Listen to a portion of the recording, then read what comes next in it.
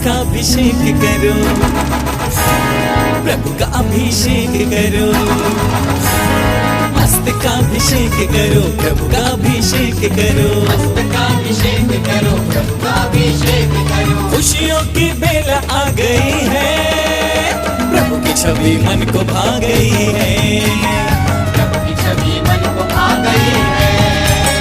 मस्त का अभिषेक करो, प्रभु का अभिषेक करो, मस्त का अभिषेक करो, प्रभु का अभिषेक करो। खुशियों की बेला आ गई है, प्रभु की छवि मन को भा गई है, प्रभु की छवि मन को भा गई है, प्रभु की छवि मन को भा गई है, प्रभु की छवि मन को भा गई है।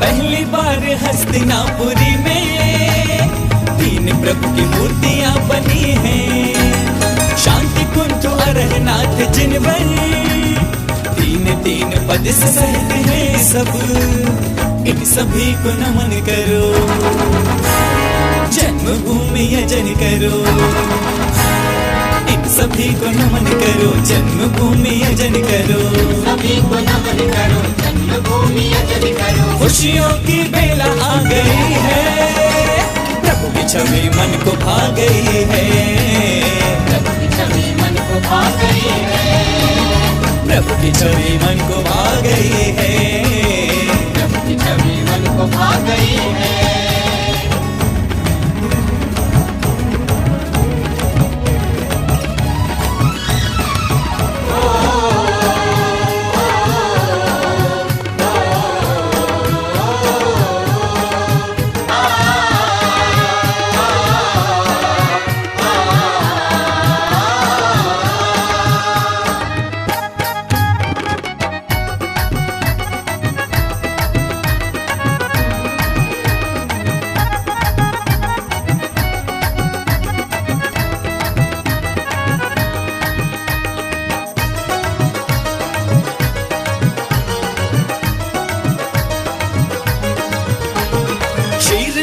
धार बह रही है, प्रभु का जन्म याद कर रही है, बिना बोले मूर्ति कह रही है, आत्मा का सार बस यही है, अपना मन पवित्र करो, आत्मा में शक्ति भरो, अपना मन पवित्र करो, आत्मा में शक्ति भरो, अपना मन पवित्र करो, आत्मा में शक्ति भरो। खुशियों की बेला आ गई है, प्रभु की छवि मन को भा गई है, प्रभु की छवि मन को भा गई है, प्रभु की छवि मन को भा गई है, प्रभु की छवि मन को भा गई है।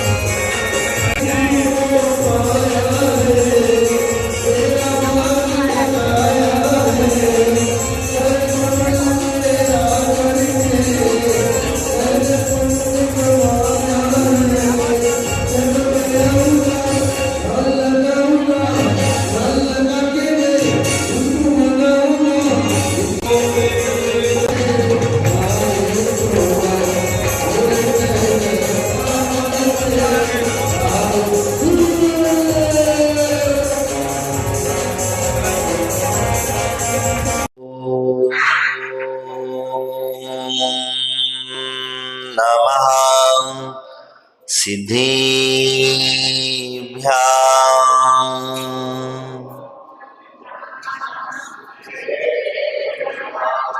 ॐ नमः सिद्धेभ्याम्।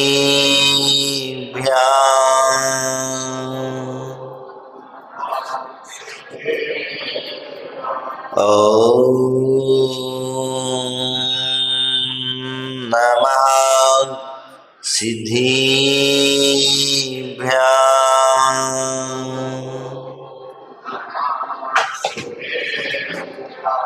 बलदेव देवी खजर आदिनाथ भगवान की, चंदा प्रभु भगवान की, पार्श्वनाथ भगवान की, शासन नायक भगवान महावीर भगवान की। ऐसा लग रहा है क्या नाश्ता वास्ता नहीं हुआ, सबका उपवास है। हाँ, ऐसा तो नहीं है ना, पक्का? हाँ, बोले चारित्र चक्रवर्ती प्रथमाचार्य श्री शांति सागर जी महाराज की, आचार्य गुरुदेव श्री धर्म सागर जी महाराज की, आचार्य गुरुदेव श्री विभूत सागर जी महाराज की, सिद्ध चक्र महामंडल विधान की, बोले आचार्य भगवान गुरुदेव की जय गुरुदेव का, जय गुरुदेव का। हमारे गुरुवर कैसे हो?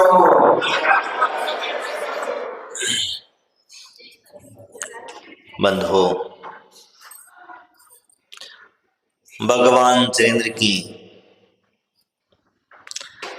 सहस्र नामों से स्तुति, वो स्तुति जो हमें असीम पुण्य का संचय कराती है, वो भक्ति जिसको करने से हमारे पाप का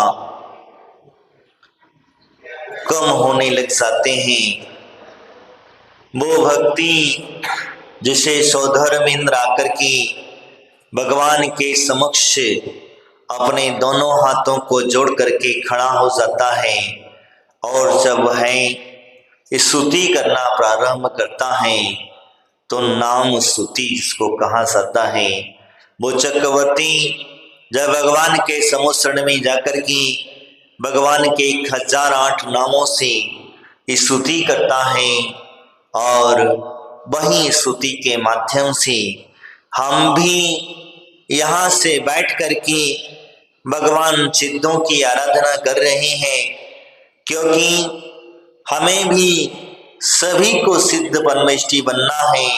सिद्धों की यात्रा अगर हम प्रारंभ करेंगे तभी जाकर के हम सिद्ध बन पाएंगे, क्योंकि हमारे आचार्य भगवंत कहा करते हैं वंदे तद्गुण लब्धे। आप जिसकी वंदना करते हैं उनके गुण अवश्य हमारे अंदर में आ जाया करते हैं। बात अलग है कि हम उनके गुणों को ग्रहण नहीं करते हैं। उनके गुण आते तो हैं, प्रकट भी होते हैं, लेकिन क्या करे ये मोही जीव, ये मोही प्राणी संसार के मोह में फंसा हुआ है।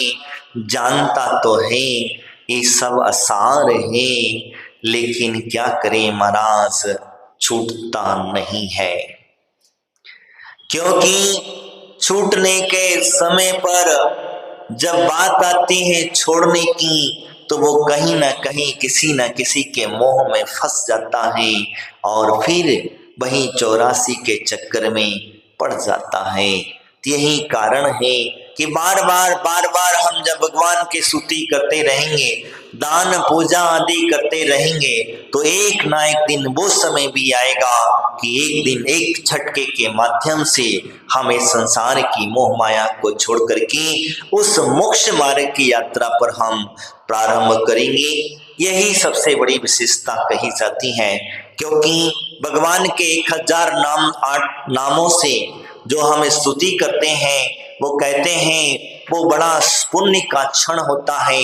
वो नाम किन कौन से नामों से हम उनका उच्चारण करते हैं, इसीलिए तो हम हमेशा कहा करते हैं कि शब्द के बाहे का शास्त्रों में जो शब्द आपको मिलते हैं या आपके मन में जो रटे हुए शब्द हैं, इन शब्दों से भी एक अंतकरण के शब्दों को भी थोड़ा सा स्मरण कर लिया करो, क्योंकि वही शब्द हैं वास्तविकता में अंदर हृदय की पुकार, वही स्तुति बना करती हैं। आप जिन स्तोत्रों को पढ़ते हैं, जिन स्तुतियों को आप करते हैं, वह भी किसी न किसी के उद्गार हैं, किसी न किसी के हृदय के शब्द हैं।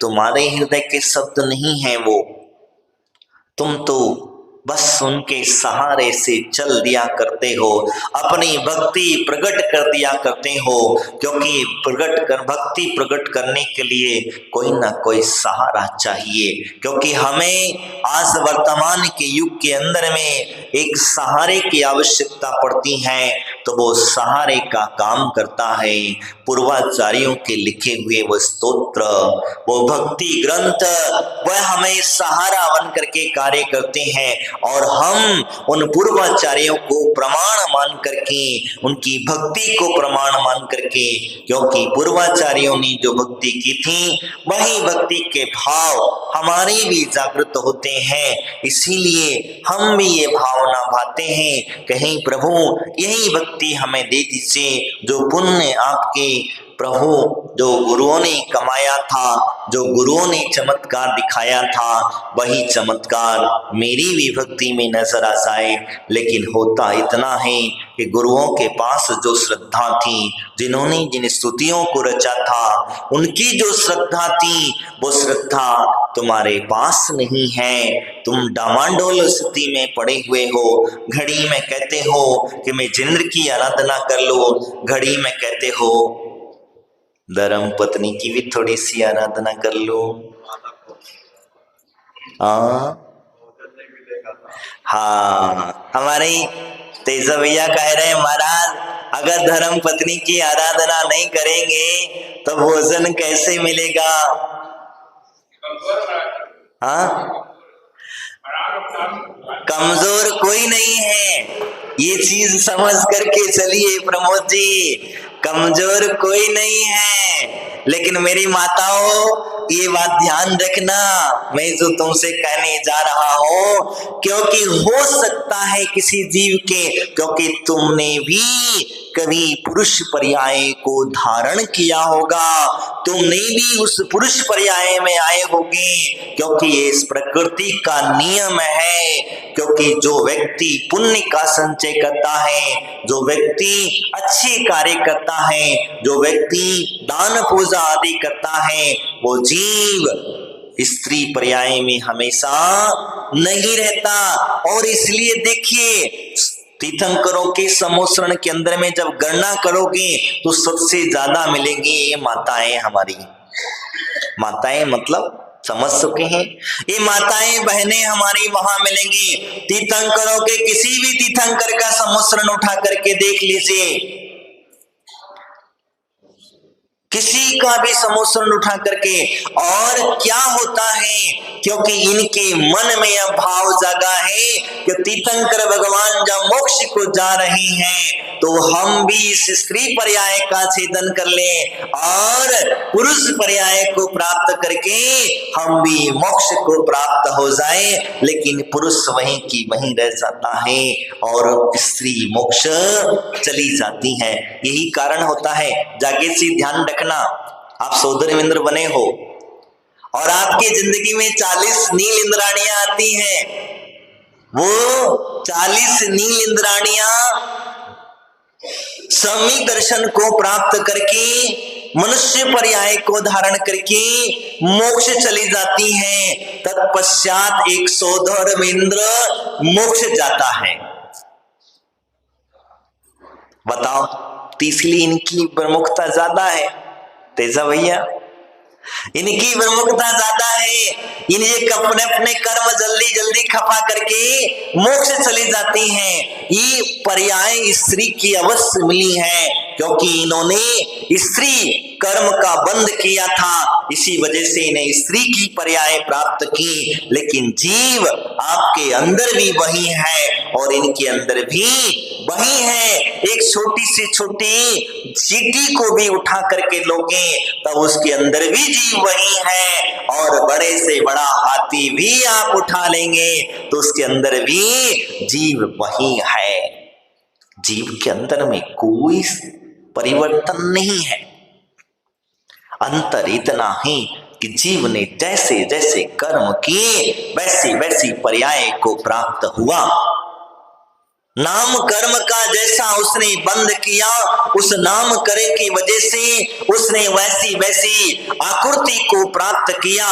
गति नाम कर्म की वजह से गति को प्राप्त हुआ, यही कारण होता है। तो हम जिनकी चर्चा कर रहे हैं उन सिद्धों की आराधना कर रहे हैं, क्योंकि सिद्ध भगवान उन्होंने अपने कर्म से रहित हो चुके हैं। अब उनके पास में कोई कर्म नहीं बचा है। यही कारण है कि आज हम और आप सब मिलकर के उन सिद्धों की आराधना करते हैं कि हे प्रभु, जिस प्रकार से आपने अपने कर्मों को खपा लिया है, आपके पास में वो अतुल बल मिला, वो अतुल वीर्य प्राप्त हुआ, वो अनंत शक्ति आपके पास में थी, इसीलिए आपके ऊपर भी ऐसे ऐसे उपसर्ग आए, तब भी आप अपने चर्या से डगमगाए नहीं, आप अपनी मुनि पद से डगमगाए नहीं, आपने अपने कर्म की निर्जरा करी। यही कारण है तो हमें भी वही बल मिले, वही अनंत शक्ति प्राप्त हो, हमें भी वज्र विषम नाराज आदि का शरीर प्राप्त हो, हमें भी सम चतुरस संज्ञान प्राप्त हो, और वही शरीर औदारिक वैक्रिक आदि हमारे जो शरीरों की व्यवस्था कही है, हमें तो वो शरीर मिल जाए जिस शरीर से हमारा कर्म विद्या हो जाए, बस और कुछ नहीं चाहिए। क्योंकि ये कर्म की विशेषता है कि जीव संसार में परिभ्रमण करता रहा है। अब भक्त भगवान की जब स्तुति करता है तो ये कर्म कैसे ढीले होते हैं ये आपको हम बताते हैं। कई बार आपको किसी ज्योतिषाचार्य कह देता है कि आपका फलाना ग्रह, समझ गए हम, खराब चल रहा है।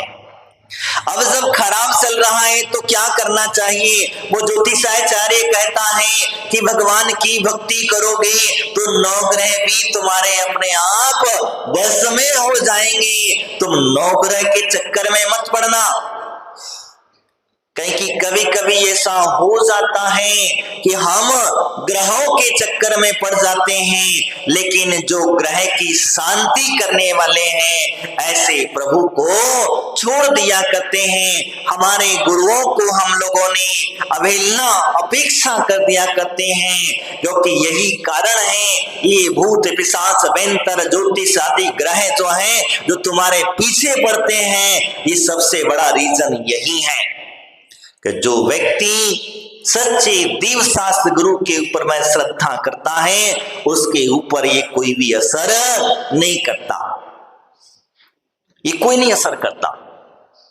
हो सकता है कम ज्यादा उसके जीवन में आगे पीछे चलता जरूर है, लेकिन जब कभी उसके ऊपर कुछ दुविधा आती है, जब कहीं कोई विपत्ति आती है, जब कोई संकट आता है तो वो ज्योतिष के पास में नहीं जाता, कोई रत्न पहनने नहीं जाता, कोई जड़ी बूटियां पहनने नहीं जाता, कोई हाथ की रेखाएं दिखाने नहीं जाता, वो सीधा उठता है। सम्यक दृष्टि जीव जो होता है वो सीधा उठता, अपने दोनों हाथों को जोड़ता है और उस परम पिता परमात्मा के चरणों में दौड़ा हुआ चला आता है, उन सिद्धों के चरणों में दौड़ा हुआ आ जाता है, उन अरहंतों के भगवान के चरणों में आ जाता है, उन गुरुओं के शरण में जाकर के पहुंच जाता है, और उनकी शरण में पहुंचने के पश्चात उसके जीवन की नैया अपने आप पार लग जाती है। यही कारण कहा जाता है।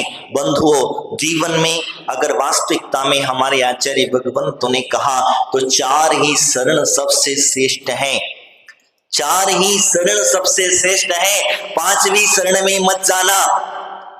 क्या? पांचवी शरण में जाने की तुम्हें आवश्यकता नहीं पड़ेगी। कितना बड़ा संकट आ जाए, कितनी बड़ी पीड़ा आ जाए, कितने बड़े आपको रोग घेर ले, अरे इनकी शरण में जाने के बाद तो जन्म जरा मृत्यु रूपी जो रोग लगा है वह भी नष्ट हो जाया करता है। तो अब बताओ, संसार की रोग, संसार की बाधाएं, संसार की पीड़ाएं, क्या वो नष्ट नहीं होंगी? होंगी कि नहीं होंगी? वो संसार की बाधाएं, संसार की पीड़ाएं नष्ट नहीं होंगी? अवश्य होंगी, लेकिन आवश्यकता है तो आपकी भक्ति की, आवश्यकता है आपकी उस श्रद्धा की, आपकी आवश्यकता है उनके चरणों तक पहुंचने की। अगर आप वास्तविकता में श्रद्धा के साथ उनके पास पहुंच जाते हैं तो उनसे मांगने की आपको जरूरत नहीं पड़ती है। भगवान के पास जाकर के अपना दुखड़ा मत रोना, बस उनकी भक्ति करते रहना और आपको अपने आप सब कुछ मिल जाएगा। गुरुओं के पास जाना, उनकी सेवा अर्चा कर लेना, आहार दान आदि दे लेना, और वो दान देने के प्रभाव से कहते हैं आपके घरों में धन धान्य की कभी कमी नहीं होगी। ये विशेषता मैं आपको बताता हूं। हमारे गुरुदेव एक घटना हमेशा बताया करते थे। आचार्य गुरुदेव धर्म सागर जी महाराज कहीं राजस्थान में विराजमान थे और उनकी चर्या में वास्तविकता में कहते हैं कि वो तो भोले बाबा थे, खुले में बैठते थे, उनके दरवाजा कभी नहीं लगाते, वो अपने हाथ से दरवाजे की कुंडी कभी बंद नहीं करी उन्होंने। जो आचार्य गुरुदेव विपुल सागर जी महाराज बताते थे, उन्होंने दरवाजा कभी बंद नहीं किया। तो एक भक्त सामायिक के टाइम में महाराज के पास जाकर के पहुंच गया, और पहुंच गया तो जैसे कहते हैं वो महाराज तो सामायिक में बैठे थे, और जब सामायिक में बैठे महाराज वो जाता है, वो महाराज के पास पहुंच जाता है और महाराज की जाकर के भैया वृत्ति आदि करता है, और आकर के बस महाराज से एक ही बात बार बार, महाराज मेरा कल्याण करो, महाराज मेरा कल्याण करो। इधर सेवा कर रहा है, उधर महाराज तो सामायिक में बैठे हैं, महाराज मेरा कल्याण करो, महाराज मेरा कल्याण करो, मैं बहुत दुखी हूं, बहुत परेशान हूं। कहते हैं महाराज की सामायिक छुट्टी और उन्होंने कहा जा तेरा कल्याण हो गया। क्या कहा? कुछ नहीं कहा, बस जा तेरा कल्याण हो गया। और इतना ही शब्द उसको कहा, जिस पीड़ा में वो आया था वो घर जाकर के देखता है कि वो सारा वातावरण अपने आप बदल जाया करता है। तो ये होती है गुरुओं के प्रति श्रद्धा का महत्व, ये होता है विश्वास। उसी विश्वास था कि इनके चरण मैंने पकड़ लिए हैं, और वो जिंदगी भर तक चरण पकड़ता रहा। और कहते हैं महाराज अंत समय में ऐसी सेवा करता था, महाराज के पास में कहते हैं बड़े सुंदर सुंदर फल लेकर के आता था महाराज के चौके में जब आता था। जब कभी चौका लगाने पहुंच जाता था तो ऐसा नहीं था, तो बड़े सुंदर सुंदर फल आदि लेकर के महाराज को खूब आहार कराया करता था। और वह जब भी आता था महीने 2 महीने 4 महीने अपनी भक्ति करता और चला जाता था। अंत में वही व्यवस्था होती है। मेरा कहने का तात्पर्य यही है कि हम आज अपने गुरुओं से दूर होते चले जा रहे हैं, और कुछ लोग जुड़ते भी हैं, गुरुओं से नजदीक जाते भी हैं। तब उसमें भी क्या हो गया है, हमारे महाराज ये, तुम्हारे महाराज ये। घर में 4 व्यक्ति हैं तो 4 व्यक्तियों ने 4 जगह महाराजों को चबट लिया है। ये गलत है। हमारे तुम्हारे कौन? भैया जो नया महाराज आएगा वो तुम्हारा नहीं है, हाँ वो तुम्हारा नहीं है। प्रमोद जी हम तुम्हारे हैं कि नहीं है? नहीं है, है ना?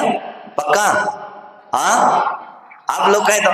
तो ये बात ध्यान रखना मैं जो कह रहा हूं, क्योंकि हमारे दिगंबर जितने भी मुनिराज हैं वो सारे के सारे हमारे हैं, हमारा दायित्व है, हमारा कर्तव्य है उनकी सेवा वैया वृत्ति करना, उनकी आहारचर्या आदि करना प्रत्येक व्यक्ति का कर्तव्य है। अगर तुमने एक पक्ष पकड़ करके बैठ जाओगे, ध्यान रखना हमारा तुम्हारा, अगर साधु संतों को बंटवारा करने लग जाओगे, अगर तुमने एक कर पकड़ करके बैठ जाओगे तो तुम अकेले ही रहोगे, तुम्हारे घरों में विच्छिन्न हो रहा है।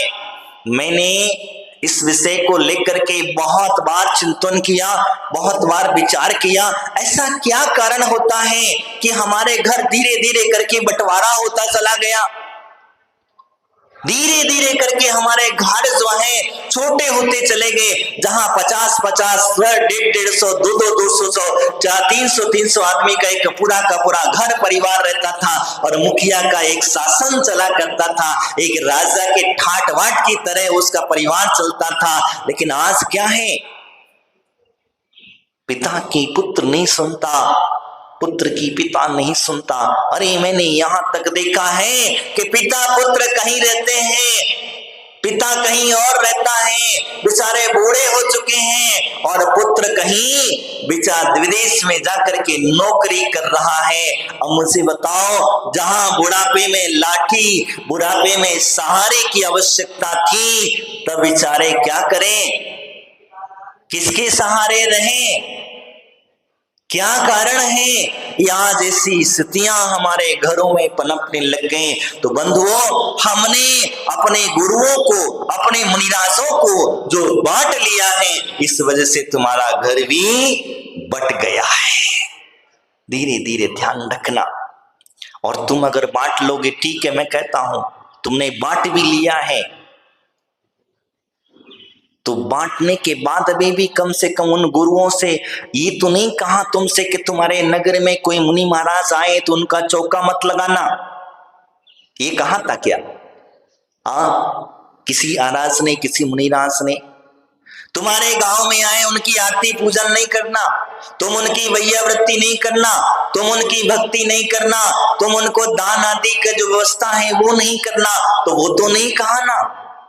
और जो कहता ही ऐसा कि मुनिराज, दूसरे मुनिराजों को नहीं पूछना, दूसरे मुनिराजों को आहार दान आदि नहीं देना, दूसरे मुनिराजों की सेवा वैयावृत्ति आदि नहीं करना, तो वो तो महान जिन धर्म में दोषारोपण कर रहा है। क्या वो इस चीज से अनविघ्न है कि वो अंतराय कर्म का कितना बड़ा बंद कर रहा है? अंतराय कर्म का कितना बड़ा बंद कर रहा है। साधु के भेष में कर्म निर्जरा करने निकला था, लेकिन इस प्रकार के कार्य करेगा तो यही कारण होता है। मैं आपसे जो चर्चा कर रहा था, तो हम उन पर सिद्धों की आराधना कर रहे हैं, हम उन सिद्धों की भक्ति कर रहे हैं, और उस सिद्धों की भक्ति हमारे लिए उस सिद्ध गति को प्राप्त हो, ये हम लोगों की भावनाएं होना चाहिए। तो हमारी पूजा करना सार्थक हो जाती है। तो हमारी भक्ति आज धीरे धीरे करके उस चमत्कार को प्राप्त नहीं कर पाते हैं। आप लोग कई बार हमने देखा है, भक्तांबर के पाठ कई लोग रोज करते हैं, रोज करते हैं। सहस्रनाम का पाठ भी कई लोग रोज करते होंगे, लेकिन क्या जीवन में चमत्कार प्राप्त हुआ?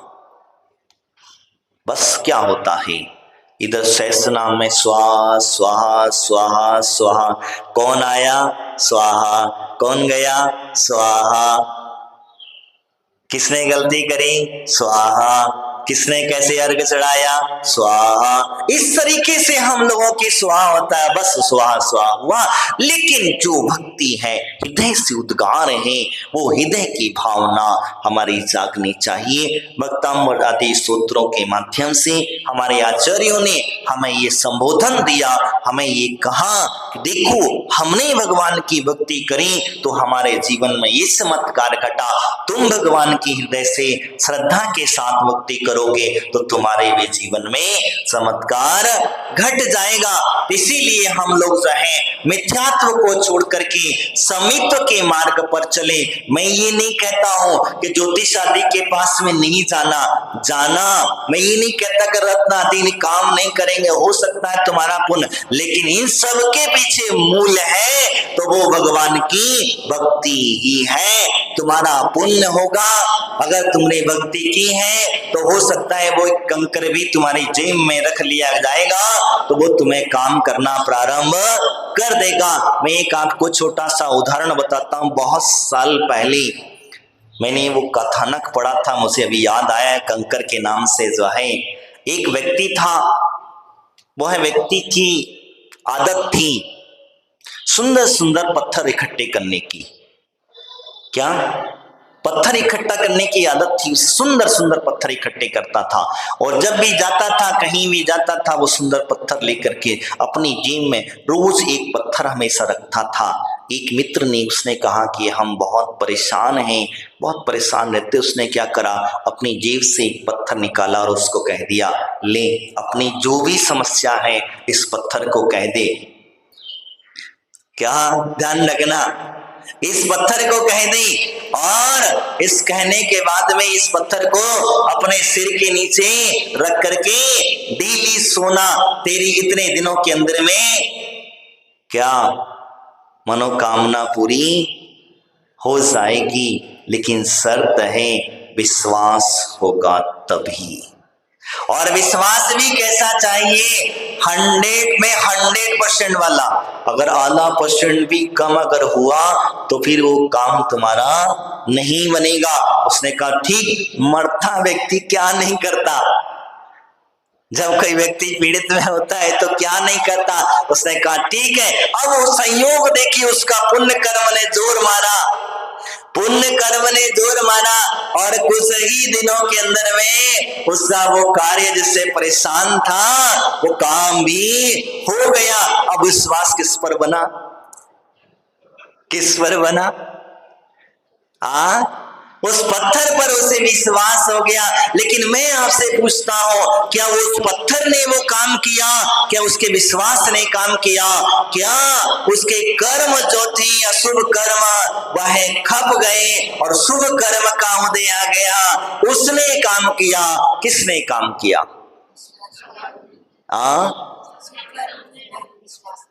विश्वास ने काम किया?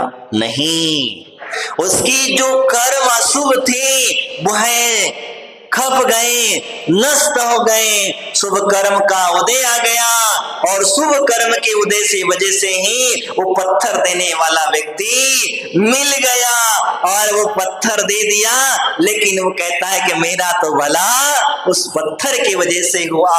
ये हमारी अज्ञानता है, हमारा अविश्वास, विश्वास की बात कहते हैं। इसलिए हमारे जैन सिद्धांत कहता है कि अपने कर्म को कभी ना भूलना और अच्छे कर्म करोगे, पुण्य कार्य करोगे तो आपके जीवन में कभी किसी पाप कर्म का उदय नहीं आएगा। और जब पाप कर्म का उदय नहीं आएगा तो आपके वैभव दिन दूना रात चौगुना बढ़ता चला जाएगा। आपको भी वो चक्रवर्ती जैसी संपदा, तीर्थंकरों जैसी विभूति और अंत में सिद्धि शिला प्राप्त अवश्य हो जाएगी। इन्हीं भावना के साथ इतना ही कहना चाहूंगा। हम जिन सहस्र नाम स्तुति करने जा रहे हैं, भगवान के 1008 से हम जो भगवान की स्तुति करेंगे तो यही इस विधान के अंदर में महत्व है। और कह रहा है कि भैया आप जो स्तुति करोगे वह मन से करना और ऐसे सिद्ध शिला के पास प्राप्त होने के भाव से करना, उन सिद्धों की आराधना करना कि जिससे कि अब आपका जिस कार्य के निमित्त आपने जो विधान को रचाया है, जो आपने विधान कर रहे हैं, चाहे आपके घर गृहस्थी के जीवन का कार्य हो या आपके कोई और भी कोई कार्य हो, जिसके जो जैसा संकल्प हो और जिस जैसी भावना हो, और अंत में कहना कि भगवान बाकी से सब कार्य तो अपने आप चलता ही रहेगा, लेकिन सिद्ध शिला वाला कार्य मेरा सफल हो जाए, बाकी की कोई कार्य की मुझे आवश्यकता नहीं है। इन्हीं भावनाओं के साथ बोले आचार्य गुरुदेव श्री विपुल सागर जी महाराज की, सिद्ध सक्र महामंडल विधान की। आइएगा हम लोग अभी सिद्ध भक्ति करेंगे।